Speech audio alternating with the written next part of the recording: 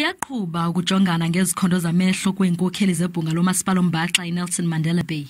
Idabi lasezingundleni libonakala lizokuba nefuthe libi kulawulo lwelibhunga kwaye abona bantu bazokuliva ulwamvila ngabahlali. Lo masipala usizokucacisa ukuba kubani kanye uzode abe ngumphathi osisigxina. Kwaye inkundla ephakamileyo ithi oku kumele kwenziwe ngokungxamisekileyo. The legal team of the Nelson Mandela Bay municipality are still studying the judgment, after which they will be able to advise the mayor on the way forward.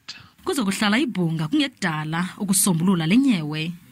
Amaqela amaninzi akwindibaniselwano yamaqela ezopolitiko ne-ANC awaboni ngasonye. Oku kungabeka le ndibaniselwano emngciphekweni. Still be having 68 votes.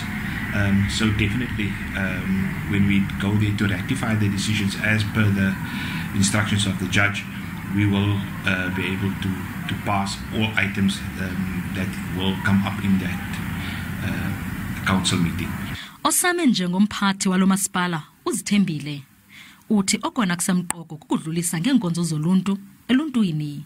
Eyona ndenza ndivuye kakhulu into yokuba okhansila okanye oceba abaninzi ngabo abanticelileyo bamanibambe sesikhundla.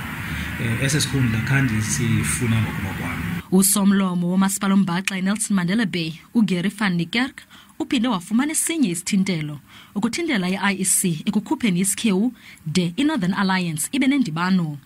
Kwindaba ze SABC ndinguAnele eGqeberha.